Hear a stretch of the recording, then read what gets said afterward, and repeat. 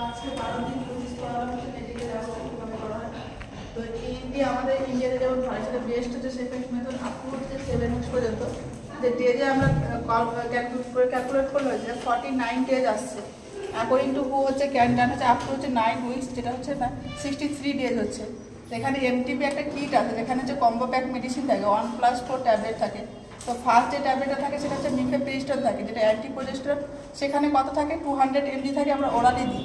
আর যে 4 ট্যাবলেট থাকে সেটা হচ্ছে যে মিজোপ্রোস্টল, সেটা হচ্ছে যে 200 মাইক্রোগ্রাম থাকে ইচ ট্যাবলেটে। এখানে আমরা কী করি যে রুটে দিতে পারি সেটা হচ্ছে ওরালে, বাক্কাল, সাবলিঙ্গুয়াল, ভ্যাজিনাল, রেক্টাম, এই সমস্ত রুটে আমরা দিতে পারি। আর PGE1টা হচ্ছে যেটা কী করে যে ইউটেরাইন কন্ট্রাকশন করে এবং হচ্ছে সার্ভিসকে ডাইলেট করে, যেটা হচ্ছে মিজোপ্রোস্টল। তো এখানে অ্যাবর্শন আমরা দুভাবে করতে পারছি। এখানে দু ধরনের, একটা আছে আপ টু হচ্ছে 7 উইক, আর একটা হচ্ছে আপ টু হচ্ছে 9 উইকস। তো যখন হচ্ছে 7 উইক্সে করাচ্ছি আমরা তখন কী করছি যে মিফেপ্রিস্টন দিচ্ছি 200 mg ওরালি, আর 9 উইক্সে সেম দিচ্ছি যে মিফেপ্রিস্টন দিচ্ছি 200 mg হচ্ছে ওরালি। তো এখানে কি বললাম একটা কম্বো প্যাক মেডিসিন আছে, যেমন হচ্ছে 1+4, সেটা হচ্ছে যে 1+4 এরকম একটা মেডিসিন আছে। তো ফার্স্ট যে ট্যাবলেটটা আছে আমরা কি করবো যে ফার্স্ট ডে এখানে আমরা কি করছি প্রথম দিন আমরা 7 সপ্তাহ হলেও আমরা কি করছি যে প্রথম মেডিসিনটা দিয়ে দিচ্ছি। তারপর আমরা কি করবো একটা দিন হচ্ছে গ্যাপ করবো। তারপর হচ্ছে আমরা ডে 3-তে কি করবো যে ফার্স্ট ডেতে আমরা কিছু মিফেপ্রিস্টন এই ট্যাবলেটটা দিচ্ছি, তারপরে কি করবো আমরা একদিন গ্যাপ দেবো। তারপরে হচ্ছে ডে 3-তে আমরা কি করবো যে 200 mg যদি 9 উইক্স থাকে তাহলে আমরা কি করছি যে 4টে ট্যাবলেট দিচ্ছি। আর যদি 7 উইক্স থাকে তাহলে আমরা কি হচ্ছে 2টা ট্যাবলেট দিচ্ছি এখানে। তো সেটাই লিখেছি যে মিজোপ্রোস্টল কি হচ্ছে আমরা 400 mg দিচ্ছি যখন 7 উইক্স থাকছে। এটা কি দিচ্ছি ওরালি দিচ্ছি বা ভ্যাজিনালি দিচ্ছি। আমরা ভ্যাজিনালি সব থেকে বেস্ট মেথড বা রুট। কেন? কারণ হচ্ছে যে কি প্রোস্টাগ্ল্যান্ডিন হচ্ছে একটা লোকাল হরমোন, যেটা কি করে যে যেখানে হচ্ছে যে কি রিলিজ হয় সেখানেই ফাংশন করে। সেই জন্য আমরা ভ্যাজিনালিটা সবসময় দেবো। এখানে যে আমরা কি করবো 7 উইক্সে 2 ট্যাবলেট দেবো, যেটা হচ্ছে যদি আমরা ক্যালকুলেট করি সেটা কত আসছে 400 মাইক্রোগ্রাম আসছে।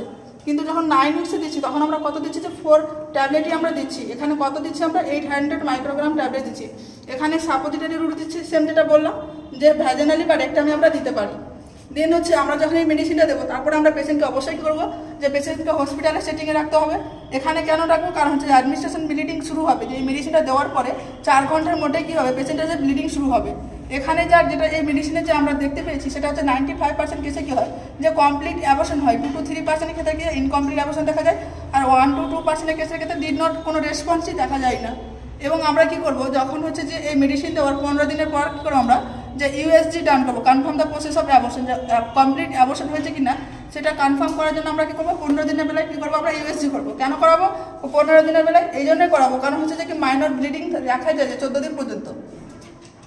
এবং এটা হচ্ছে যে কন্ট্রাইন্ডিকেশন, কখন আমরা যে এমটিপিটা কন্ট্রাইন্ডিকেশন রাখবো যখন হচ্ছে যে একটোপিক প্রেগনেন্সিটা কি যে ইউটেরাসে ইমপ্ল্যান্ট না করে যখন ফ্যালোপিয়ানটি বা আদার্স কোনো জায়গায় যদি ইমপ্ল্যান্ট করে তাকে আমরা একটোপিক প্রেগনেন্সি বলছি সেক্ষেত্রে। বা প্রলং ইউজ অফ কর্টিকোস্টেরয়েড, আমরা যদি কোনো corticosteroid groups of drug use করি তাহলে সেটা যে ইমিউনোসাপ্রেশন ড্রাগ দীর্ঘদিন ধরে ইউজ করে সেক্ষেত্রে আমরা কন্ট্রাইন্ডিকেশন রাখবো। বা ক্রনিক রেনাল ফেলিওর, পেশেন্টের যদি কোনো হচ্ছে যে কিডনি প্রবলেম থাকে, লিভার ডিজিজ থাকে বা কার্ডিয়াক ডিজিজ থাকে বা হিস্ট্রি অফ থাকে যে প্রোস্টাগ্ল্যান্ডিন অ্যালার্জি রয়েছে, সেক্ষেত্রে আমরা কী করবো পেশেন্টের ক্ষেত্রে আমরা কন্ট্রাইন্ডিকেশন রাখবো। আরেকটা জিনিস করা হয় যেটা সাকশন ইভাকুয়েশন করা হয়, যে ফার্স্ট ট্রাইমেস্টার হচ্ছে সব থেকে বেস্ট মেথড, যেটা কি করা হয় যে সুইটেবল মেথড, এটা অ্যাবর্শন, যেখানে কি 7 থেকে 12 সপ্তাহে করা হয় যে জেস্টেশনাল এজে। এবং হচ্ছে একটা মেনস্ট্রুয়েশন রেগুলেশন করা হয় যেখানে অ্যাসপিরেট করা হয় যে এন্ডোমেট্রিয়ামে, যা 2-42 হচ্ছে যে কি যখন 14 দিনের মিস পিরিয়ড থাকে তখন কী করা হয় ডাইলেশন আর সার্ভিস করা হয়।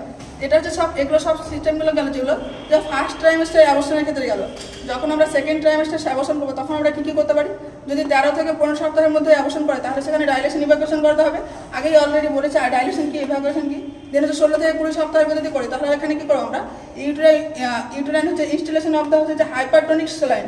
হাইপারটনিক স্যালাইন বলতে কি আমাদের যা ফলটি ফ্লুইড থাকে তার থেকে ওর বেশি কম্পোনেন্ট থাকবে, তাহলে আমরা কী করছি এখানে হাইপারটনিক স্যালাইন দিচ্ছি দিয়ে বার করছি। বা 20 থেকে 24 সপ্তাহ তাহলে ওপেন ইউটেরাস করা হিস্টেক্টমি করা হবে বা CS করে যে কি অ্যাবর্শন টার্মিনেট করতে হবে প্রেগনেন্সিটাকে। তা সে পর্যন্ত।